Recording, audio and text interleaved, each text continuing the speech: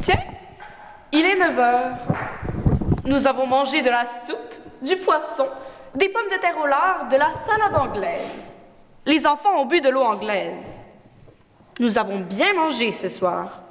C'est parce que nous habitons dans les environs de Londres et que notre nom est Smith. Les pommes de terre sont très bonnes avec le lard. L'huile de la salade n'était pas rance. L'huile de l'épicier du coin est de bien meilleure qualité que l'huile de l'épicier d'en face. Elle est même meilleure que l'huile de l'épicier du bas de la côte. Mais je ne veux pas dire que leur huile à eux soit mauvaise. Pourtant, c'est toujours l'huile de l'épicier du coin qui est la meilleure. Mary a bien cuit les pommes de terre cette fois-ci. La dernière fois, elle ne les avait pas bien fait cuire. Je ne les aime que lorsqu'elles sont bien cuites. Le poisson était frais. Je m'en suis léché les babines. J'en ai pris 2 fois. Non, 3 fois. Ça me fait aller au cabinet. Toi aussi, tu en as pris 3 fois. Cependant, la 3e fois, tu en as pris moins que les 2 premières fois. Tandis que moi, j'en ai pris beaucoup plus. J'ai mieux mangé que toi ce soir. Comment ça se fait? D'habitude, c'est toi qui manges le plus. Ce n'est pas l'appétit qui te manque. Cependant, la soupe était peut-être un peu trop salée. Elle avait plus de sel que toi. Elle avait aussi trop de poireaux et pas assez d'oignons. Je regrette de ne pas avoir conseillé à Mary d'y ajouter un peu d'anis étoilé. La prochaine fois, je saurai m'y prendre. Notre petit garçon aurait bien voulu boire de la bière. Il aimera s'en mettre plein la lampe. Il te ressemble. Tu as vu à table comme il visait la bouteille? Mais moi, j'ai versé dans son verre de l'eau de la cave. Il avait soif et il l'a bu. Hélène me ressemble. Elle est bonne ménagère, économe, joue du piano. Elle ne demande jamais à boire de la bière anglaise. C'est comme notre petite fille qui ne boit que du lait et ne mange que de la bouillie. Ça se voit qu'elle n'a que 2 ans. La tarte au coin et aux haricots a été formidable. Nous aurions bien fait peut-être de prendre au dessert un petit verre de vin de Bourgogne australien, mais je n'ai pas apporté le vin à table, afin de ne pas donner aux enfants une mauvaise preuve de gourmandise. Il faut leur apprendre à être sobre et mesuré dans la vie. Mrs. Parker connaît un épicier roumain, nommé Popescu Rosenfeld, qui vient d'arriver de Constantinople. C'est un grand spécialiste en yaourt. Il est diplômé de l'école des fabricants de yaourt d'Andrinople. J'irai demain lui acheter une grande marmite de yaourt roumain folklorique.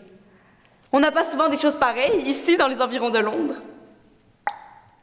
Le yaourt est excellent pour les reins, l'estomac, l'appendicite et l'apothéose. C'est ce que m'a dit le docteur Mackenzie King, qui soigne les enfants de nos voisins, les Jones. C'est un bon médecin. On peut avoir confiance en lui. Il ne recommande jamais d'autres médicaments que ceux dont il a fait l'expérience sur lui-même. Avant de faire opérer Parker, c'est lui d'abord qui s'est fait opérer du foie, sans être aucunement malade. Mais alors, comment se fait-il que le docteur se soit tiré et que Parker en soit mort? Parce que l'opération a réussi chez le docteur et n'a pas réussi chez Parker.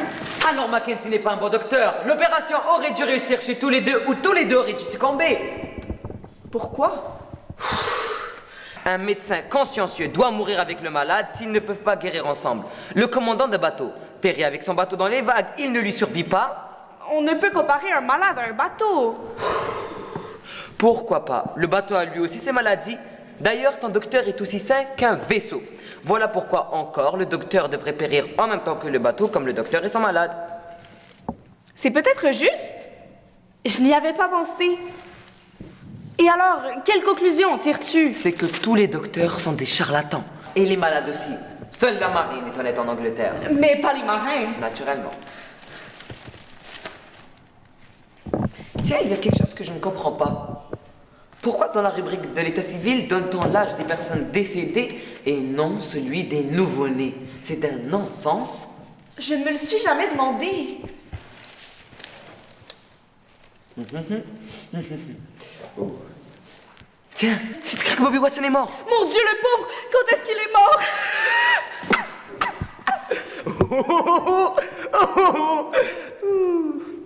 Pourquoi prends-tu cet air étonné? Tu le savais bien, il est mort il y a déjà 2 ans. Tu te rappelles? Nous avons été à son enterrement il y a 1 an et demi. Bien sûr que je me rappelle. Je me suis rappelé tout de suite. Mais je ne vois pas pourquoi toi-même tu as été si étonné de voir ça sur le journal. Ça n'y était pas sur le journal. Il y a déjà 3 ans qu'on a parlé de son décès. Je m'en suis souvenu par association d'idées. Dommage. Il était si bien conservé. C'était le plus joli cadavre de Grande-Bretagne. Pauvre Bobby, il y avait déjà 4 ans qu'il était mort et il était encore chaud. C'était un véritable cadavre vivant. Et comme il était gai... La pauvre Bobby. Hein? Tu veux dire le pauvre Bobby? Non, c'est à sa femme que je pense. Elle s'appelait comme lui, Bobby Watson. Comme ils avaient le même nom, on ne pouvait pas les distinguer l'un de l'autre quand on les voyait ensemble. Ce n'est qu'après sa mort à lui qu'on a pu vraiment savoir qui était l'un et qui était l'autre. Pourtant, aujourd'hui encore, il y a des gens qui la confondent avec le mort et lui présentent des condoléances. Tu la connais? Je ne l'ai vue qu'une fois, par hasard, à l'enterrement de Bobby. Je ne l'ai jamais vue. Est-ce qu'elle est belle? Elle a des traits réguliers et pourtant, on ne peut pas dire qu'elle est très belle. Elle est trop grande et trop forte. Ses traits sont irréguliers et pourtant, on peut dire qu'elle est belle. Mais elle est trop petite et trop maigre. Elle est professeure de chant. Et quand pensent-ils se marier tous les deux? Le printemps prochain ou plus tard. Il faudra sans doute aller à leur mariage. Il faudra leur faire un cadeau de noces. Je me demande lequel.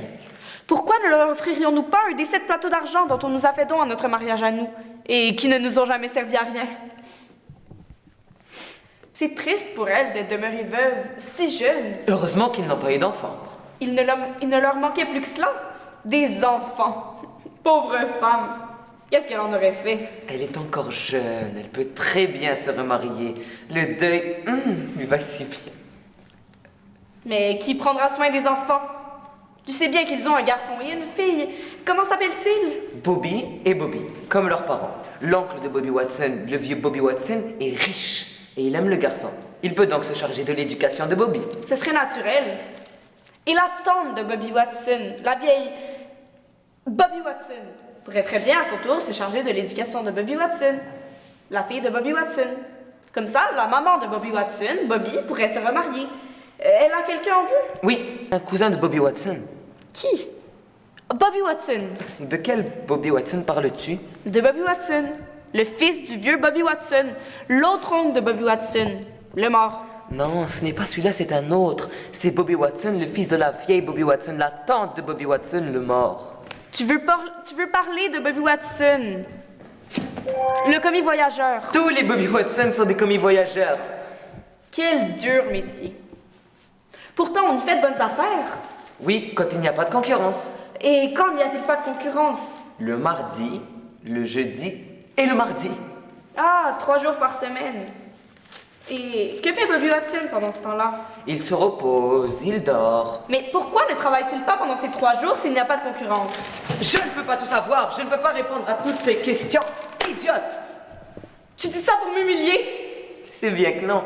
Les hommes sont tous pareils! Vous restez là toute la journée, la cigarette à la bouche. Ou bien vous vous mettez de la poudre et vous fardez vos lèvres. 50 fois par jour. Si vous n'êtes pas en train de boire sans arrêt. Mais qu'est-ce que tu dirais si tu voyais les hommes faire comme les femmes? Fumer toute la journée, se poudrer, se mettre du rouge aux lèvres, boire du whisky? Quant à moi, je m'en fiche. Mais si tu dis ça pour m'embêter, alors... Je n'aime pas ce genre de plaisanterie, tu le sais bien! Oh, mon petit poulet rôti, pourquoi craches-tu du feu? Tu sais bien que je dis ça pour rire. Quel ridicule couple de vieux amoureux nous faisons. Viens, nous allons éteindre et nous allons faire dodo. Je suis la bonne. J'ai passé un après-midi très agréable. J'ai été au cinéma avec un homme et j'ai vu un film avec des femmes. À la sortie du cinéma, on a bu de l'eau de vie et du lait. Et puis, on a lu le journal. J'espère que vous avez passé un après-midi très agréable, que vous êtes allé au cinéma avec un homme et que vous avez bu de l'eau de vie et du lait. Et le journal. Madame et Monsieur Martin, vos invités sont à la porte. Ils m'attendaient. Ils n'osaient pas entrer tout seuls. Ils devaient dîner avec vous ce soir. Ah, oui, nous les attendions. Et on avait faim. Comme on ne les voyait plus venir, on allait manger sans eux. On n'a rien mangé de toute la journée. Vous n'auriez pas dû vous absenter. C'est vous qui m'en avez donné la permission. On ne l'a pas fait exprès.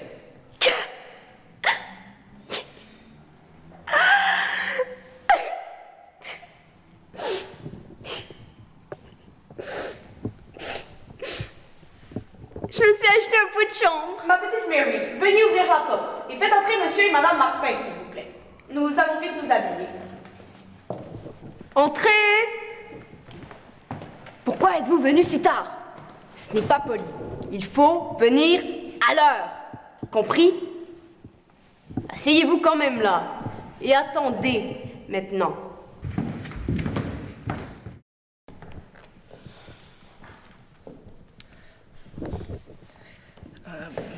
Mes excuses, madame, mais il me semble, si je ne me trompe, que je vous ai déjà rencontré quelque part.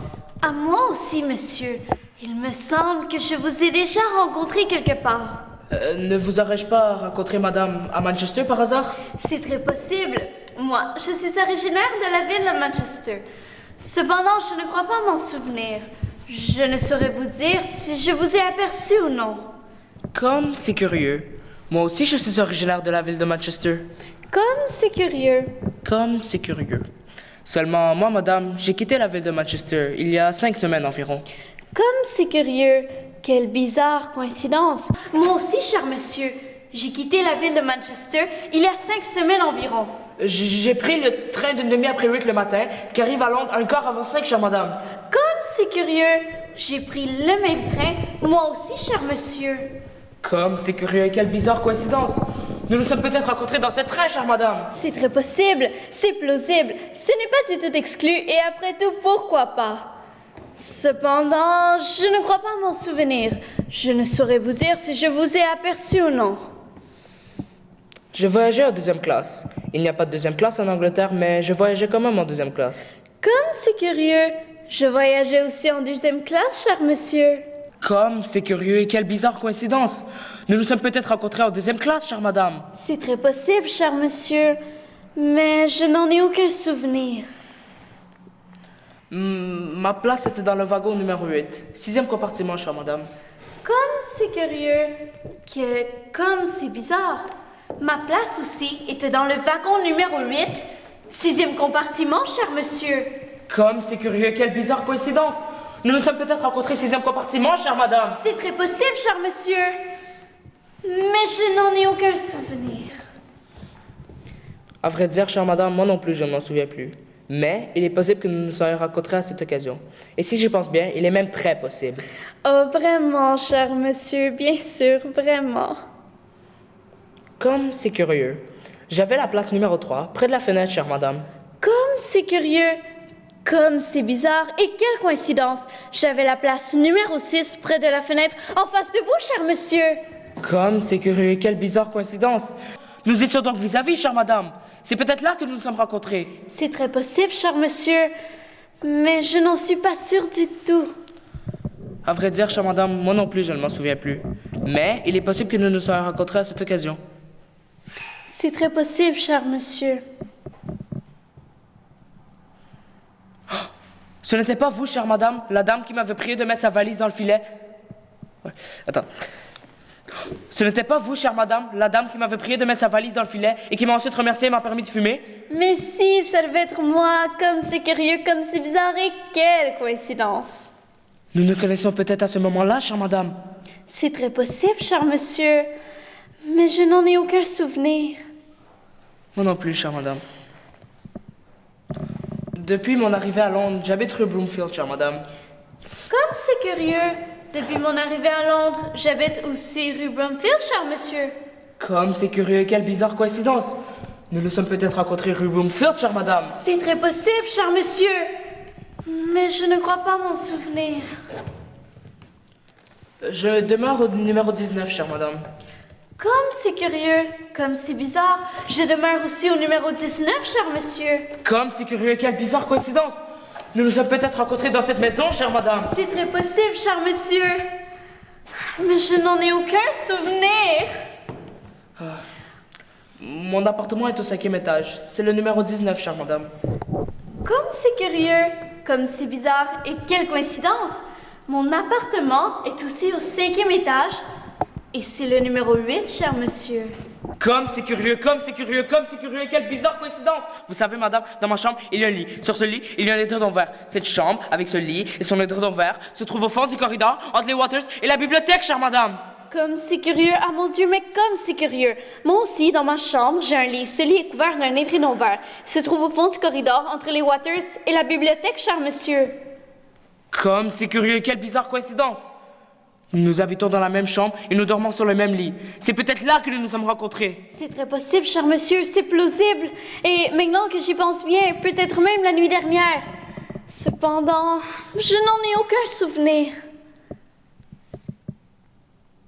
J'ai une petite fille. Ma petite fille, elle est très jolie. Elle a 2 ans, elle a un œil rouge et un œil blanc. Elle s'appelle Alice. Elle demeure avec moi, chère madame.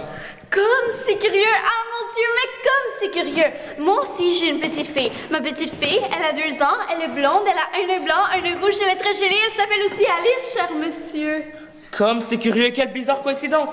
C'est peut-être la même, chère madame. C'est très possible, cher monsieur.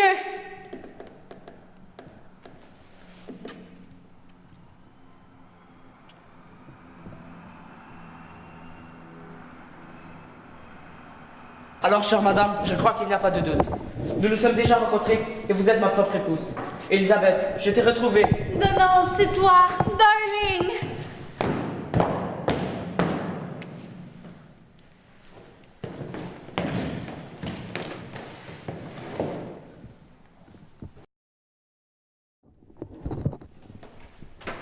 Elisabeth et Donald sont maintenant trop heureux pour pouvoir m'entendre.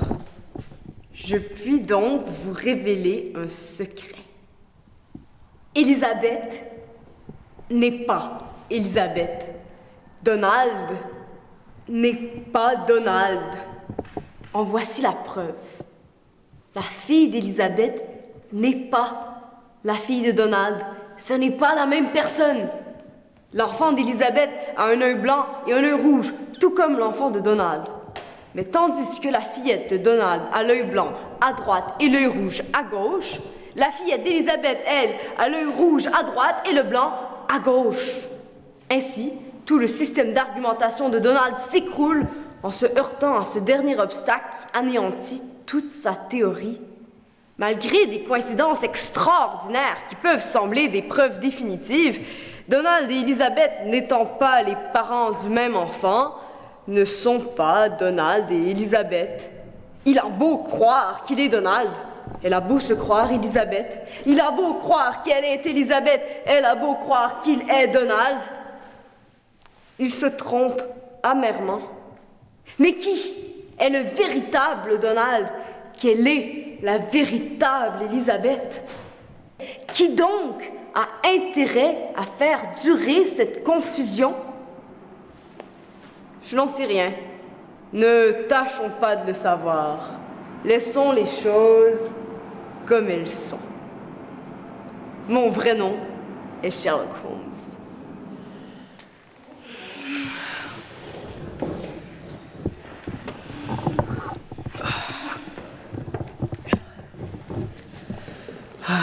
Oublions, darling, tout ce qui ne s'est pas passé entre nous. Et maintenant que nous nous sommes retrouvés, tâchons de ne plus nous perdre et vivons comme avant. Oui, darling. Bonsoir, chers amis. Excusez-nous de vous avoir fait attendre si longtemps. Nous avons pensé qu'on devait vous rendre les hommages auxquels vous avez droit. Et dès que nous avons appris que vous vouliez bien nous faire le plaisir de venir nous voir sans annoncer votre visite, nous nous sommes dépêchés d'aller revêtir nos habits de gala. Nous n'avons rien mangé de toute la journée. Il y a 4 heures que nous vous attendions. Pourquoi êtes-vous venu en retard?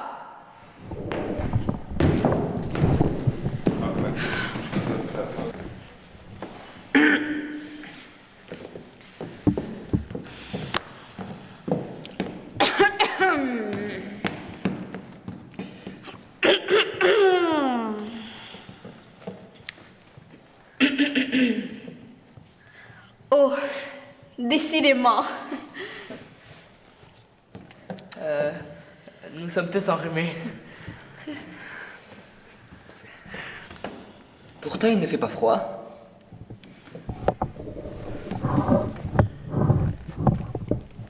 Il n'y a pas de courant d'air. Ah non, heureusement. Ah, non, non. Vous avez du chagrin? Non. Il s'emmerde.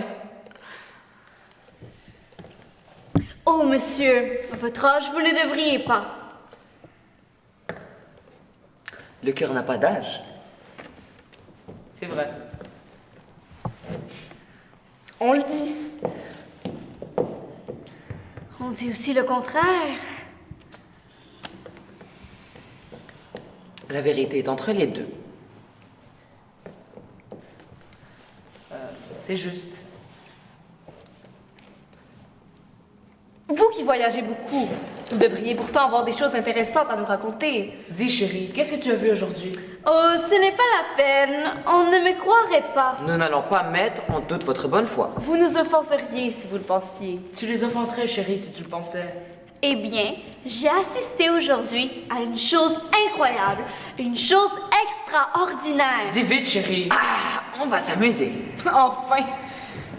En allant au marché pour acheter des légumes qui sont de plus en plus chers, Qu'est-ce que ça va devenir? Il ne faut pas interrompre, chérie. Vilaine. j'ai vu dans la rue, à côté d'un café, un monsieur convenablement vêtu, âgé d'une 50aine d'années environ, même pas. Qui quoi? Qui quoi? Chérie, il ne faut pas interrompre. Tu es dégoûtante. Chérie, c'est toi qui as interrompu le premier. Mufle! Chut! Qu'est-ce qu'il faisait, le monsieur? Vous allez dire que j'invente. Il avait mis un genou par terre et se tenait penché. Oh! Oui, penché. Pas possible. Si, penché. Je me suis approchée de lui pour voir ce qu'il faisait. Eh bien, Il nouait les lacets de sa chaussure qui s'était défait. fantastique. Si ce n'était pas vous, je ne le croirais pas. Pourquoi pas? On voit des choses encore plus extraordinaires quand on circule. Ainsi, aujourd'hui, moi-même, j'ai vu dans le métro un monsieur assis sur une banquette qui lisait tranquillement son journal. Quel original! C'était peut-être le même. Tiens, on sonne. Il doit y avoir quelqu'un. Je vais voir.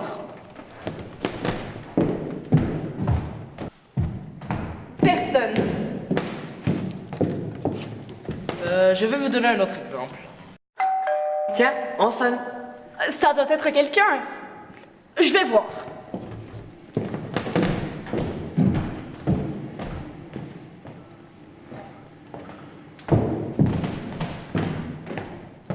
Personne.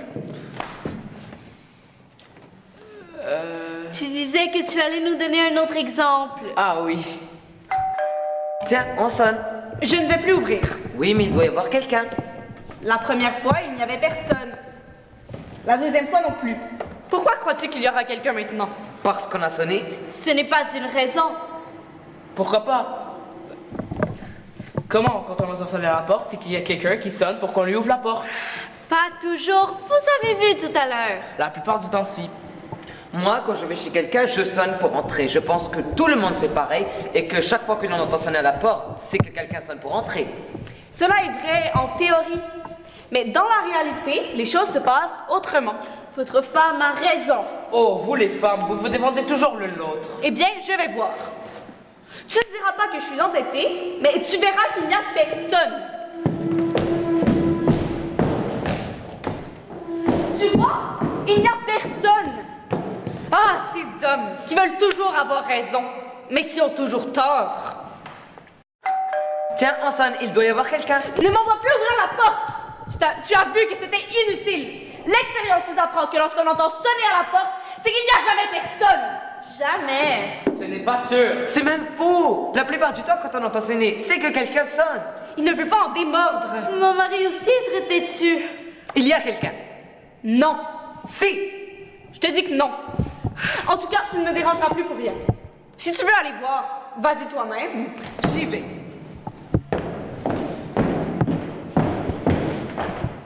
Ah, how do you do? C'est le capitaine des pompiers. Bonjour mesdames et messieurs, bonjour madame Smith, vous avez l'air fâché. Oh, c'est que vous voyez, ma femme est un peu humiliée de ne pas avoir eu raison. Il y a eu, monsieur le capitaine des pompiers, une controverse entre monsieur et madame Smith. Ça ne vous regarde pas.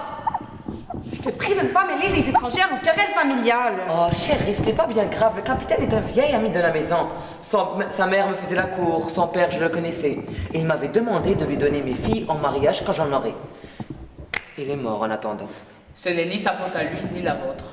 Enfin, de quoi s'agit-il? Mon mari prétendait... Non, c'est toi qui prétendais. Oui, c'est elle. Non, c'est lui. Ne vous énervez pas. Racontez-moi cela, Madame Smith. Eh bien, voilà. Ça me gêne beaucoup de vous parler franchement, mais un pompier est aussi un confesseur. Eh bien, On se disputait parce que mon mari disait que lorsqu'on entend sonner à la porte, c'est qu'il y a toujours quelqu'un. La chose est plausible. Et moi, je disais que lorsqu'on sonne à la porte, c'est qu'il n'y a personne. La chose peut paraître étrange. Mais elle est prouvée, non pas par des démonstrations théoriques, mais par des faits. C'est faux, puisque le pompier est là. Il a sonné, j'ai ouvert, il était là. Quand? Mais tout de suite.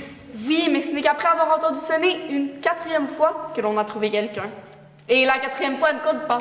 Toujours, il n'y a que les 3 premières fois qui comptent.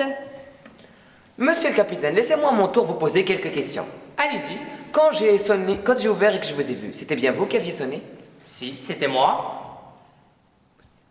Vous étiez à la porte? Vous sonniez pas rentrer? Je ne le nie pas.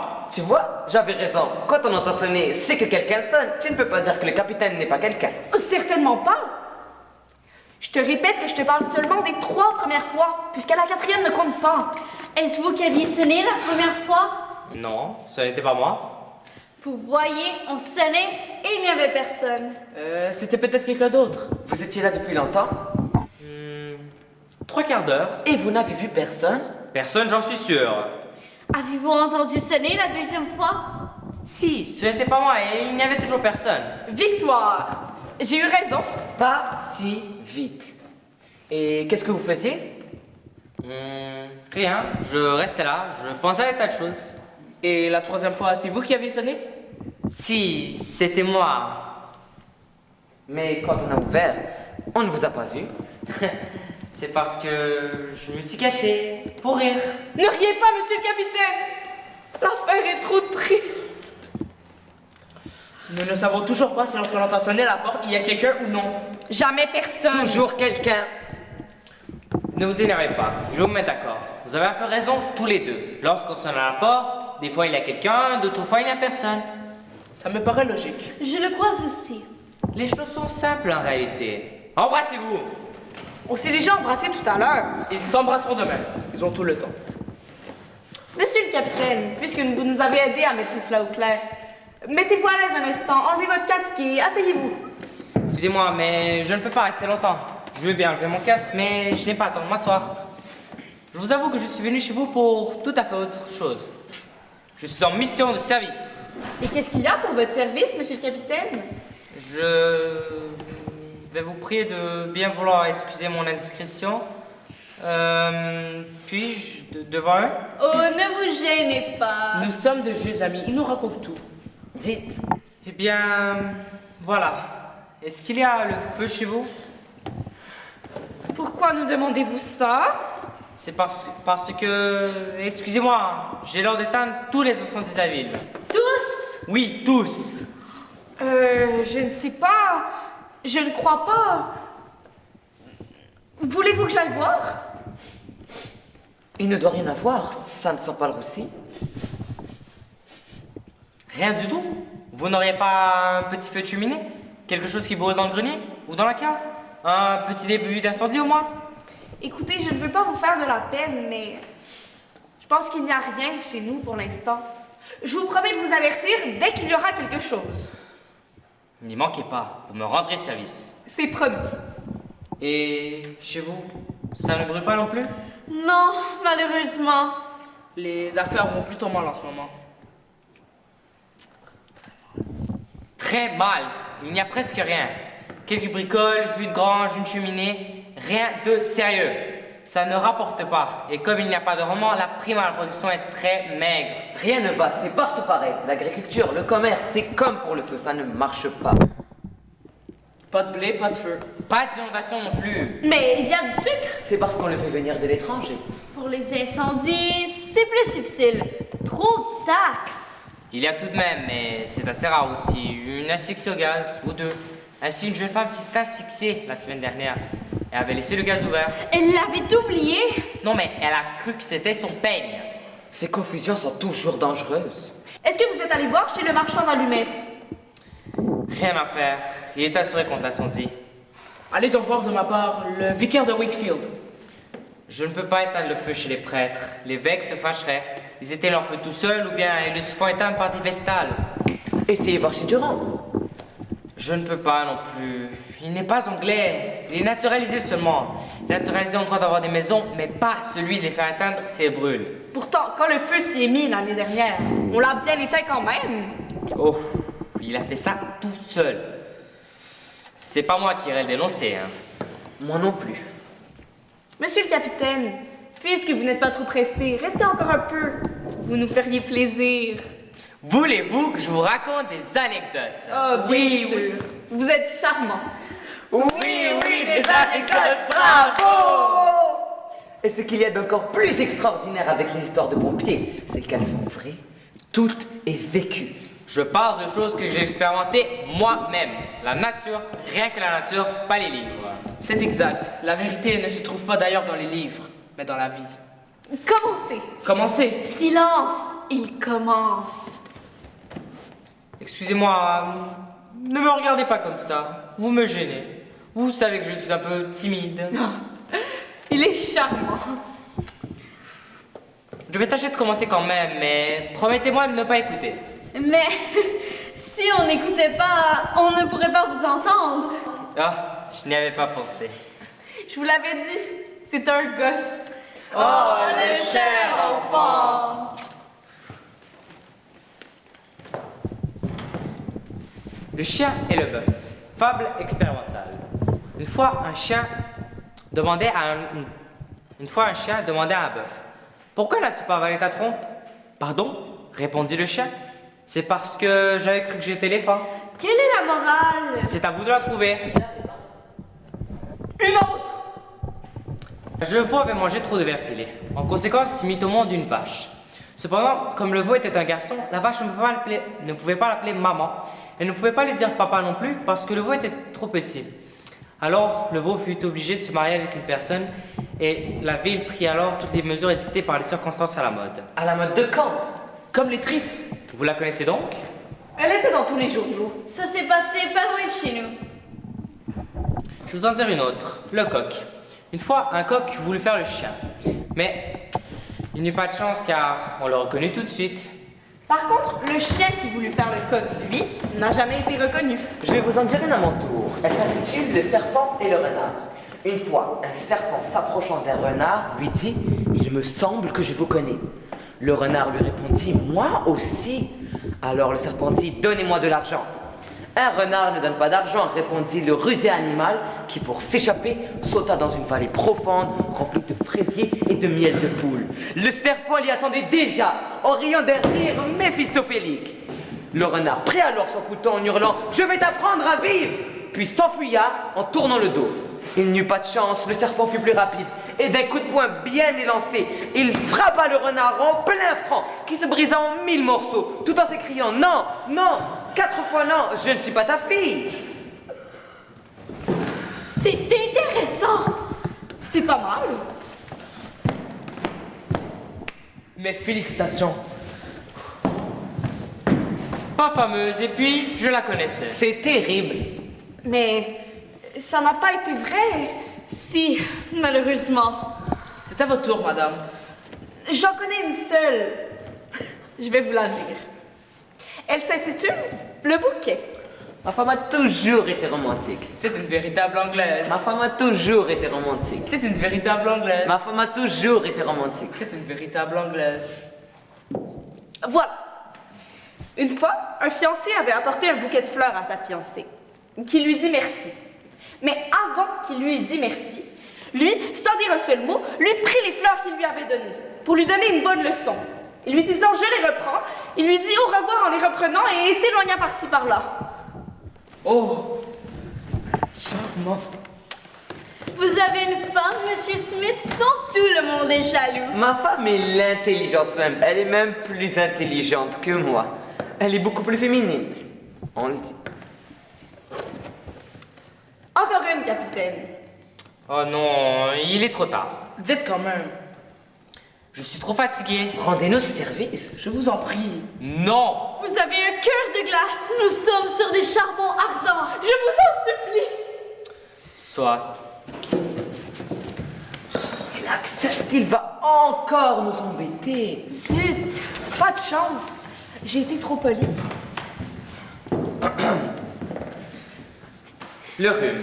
Mon beau-frère avait, du côté paternel, un cousin germain dont un oncle maternel avait un beau-père dont le grand-père paternel avait épousé, en seconde noces, une jeune indigène dont le frère avait rencontré dans un de ses voyages une fille dont il s'était épris et avec laquelle il eut un fils qui se mariait avec une jeune pharmacienne intrépide qui n'était autre que la nièce d'un quartier-maître inconnu de la marine britannique et dont le père adoptif avait une tante parlant couramment l'espagnol et qui était, peut-être, une des petites-filles d'un ingénieur, mort jeune, petit-fils lui-même d'un propriétaire de vigne dont on tirait un vin médiocre, mais qui avait un petit cousin, Casani, adjudant, qui s'était marié avec une bien jolie jeune fille, divorcée, dont le premier mari était le fils d'un sincère patriote, qui avait su élever dans le désir de faire fortune une de ses filles, qui aurait pu se marier avec un chasseur qui avait connu Rothschild,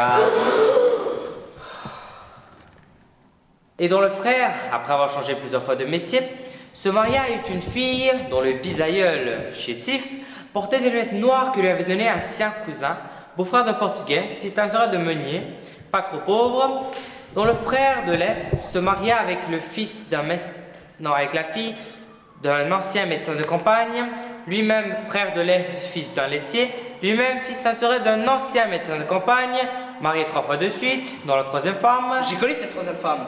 Si je ne me trompe, elle mangeait du poulet dans un guêpier. C'était pas la même. Chut. Je dis, dont la troisième femme était la fille de la meilleure sage-femme de la région et qui, veuve de bonheur, Comme ma femme. se remaria avec un vitrier plein d'entrain qui avait su faire à la fille d'un chef de gare un enfant qui avait se remaria avec un vitrier plein d'entrain et avait fait à la fille d'un chef de gare un enfant qui avait su faire son chemin dans la vie, Son chemin de fer. Comme aux cartes.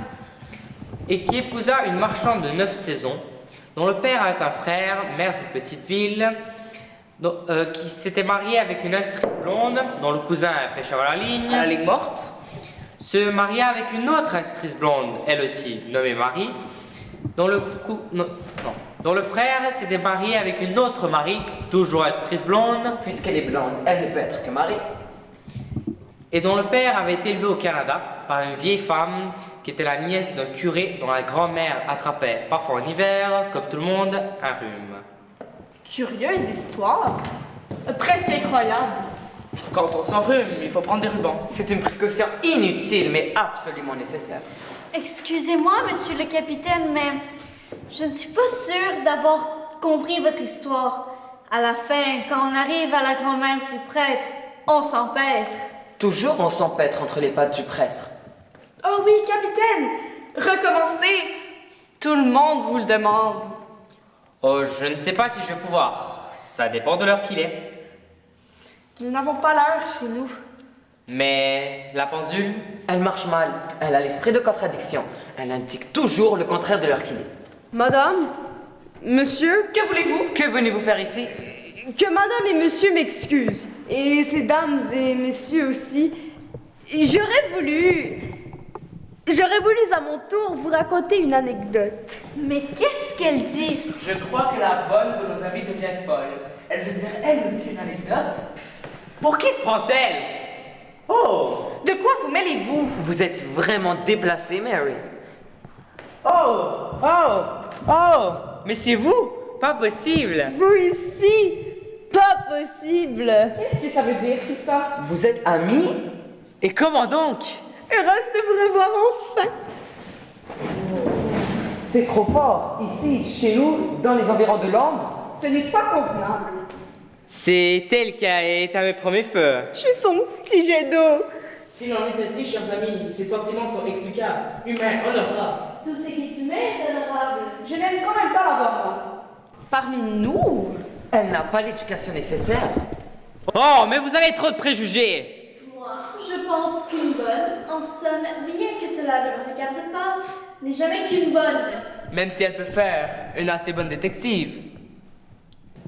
Lâche-moi. Ne vous inquiétez pas, ils ne sont pas si méchants que ça. Vous êtes attendrissants tous les deux, mais aussi un peu... Oui, c'est ça le mot. un peu trop voyants. Il y a une pudeur britannique. Excusez-moi encore une fois d'exprimer ma pensée incomprise des étrangers, même spécialistes, pour laquelle, enfin, je ne dis pas ça pour vous... J'aurais voulu vous raconter. Ne racontez rien. Aussi. Ma petite Mary, allez gentiment à la cuisine et lire vos poèmes. Devant la glace. Tiens, sans être bonne, moi aussi, je peux lire des poèmes devant la glace. Ce matin, quand tu t'es regardé devant la glace, tu ne t'es pas vu. C'est parce que je n'étais pas encore là. Je pourrais peut-être, tout de même, vous raconter un tout petit poème. Ma petite Mary, vous êtes épouvantablement têtue. Alors, c'est entendu. Je vais vous raconter un poème. Il s'intitule Le feu, en l'honneur de notre capitaine. Le feu. Les polycandres brillaient dans les bois. Une pierre prit feu.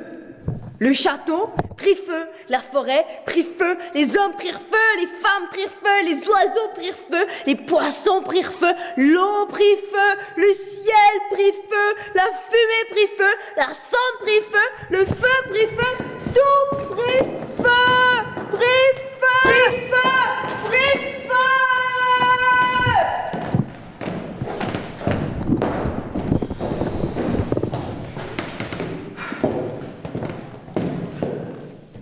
Ça m'a donné froid dans le dos. Il y avait pourtant une certaine chaleur dans ces vers. J'ai trouvé ça merveilleux. Tout de même. Vous exagérez. Écoutez, je sais que tout ça c'est très subjectif, mais vous voyez, cela c'est ma conception du monde, mon rêve, mon idéal. Et puis, ça me rappelle que je dois partir. Puisque vous n'avez pas l'heure, moi dans 3 quarts d'heure et 16 minutes exactement, j'ai un incendie à l'autre bout de la ville. Je dois me dépêcher, même si cela ne sera pas grand-chose. Qu'est-ce que ce sera? Un petit feu de cheminée? Oh, même pas. Un feu de paille et une petite brûlure d'estomac. Alors nous regrettons votre départ. Vous avez été très amusant. Grâce à vous, nous avons passé un vrai quart d'heure cartésien. À propos, et la cantatrice chauve? Elle se coiffe toujours de la même façon. Ah, alors au revoir, messieurs, dames. Bonne chance et bon feu. Espérons-le pour tout le monde.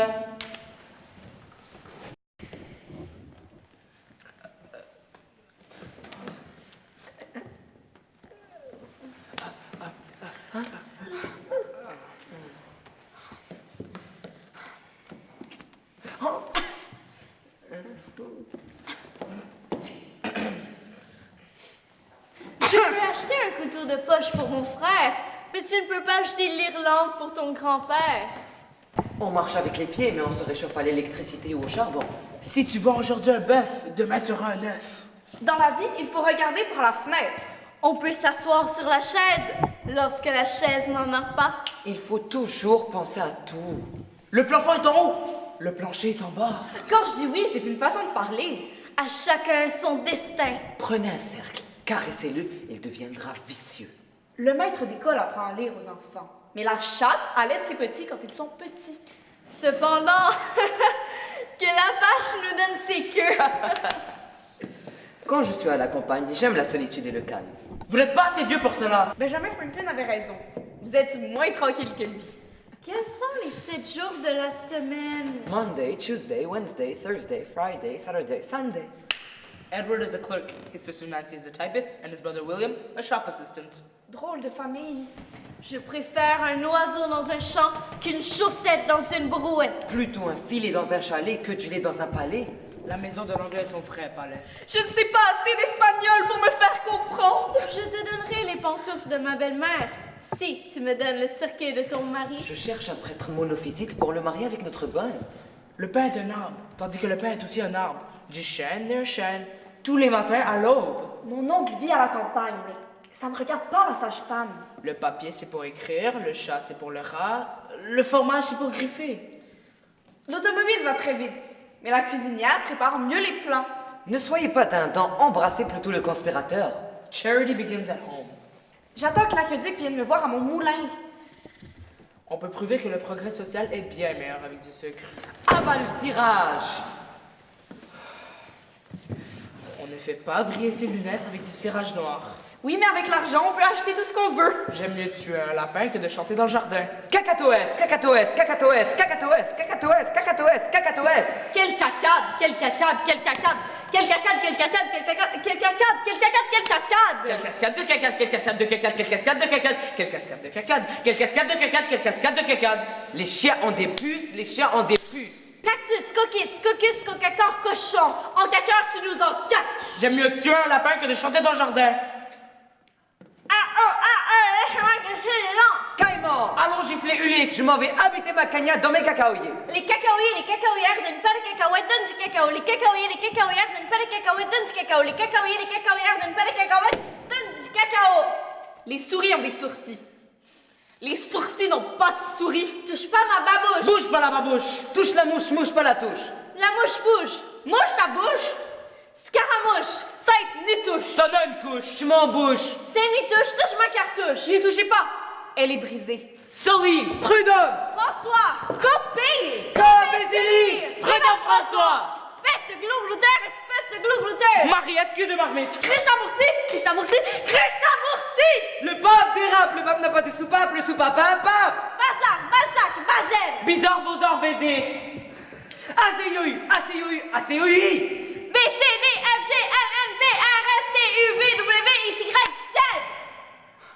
De l'ail à l'eau, du lait à l'ail. Taf, taf, taf, taf, taf, taf, taf, taf, taf, taf, taf. C'est, Par, Par, Là. c'est, par. Ici. C'est pas mal, c'est pas mal, c'est pas mal, c'est pas mal, c'est pas mal, c'est pas mal, c'est pas mal, c'est pas mal, c'est pas mal, c'est pas mal, c'est pas mal, c'est pas mal. Tiens, il est 9 heures. Nous avons mangé de la soupe, du poisson, des pommes de terre au lard et de la salade anglaise. Les enfants ont bu de l'eau anglaise. Nous avons bien mangé ce soir. C'est parce que nous habitons dans les environs de Londres et que notre nom est Smith.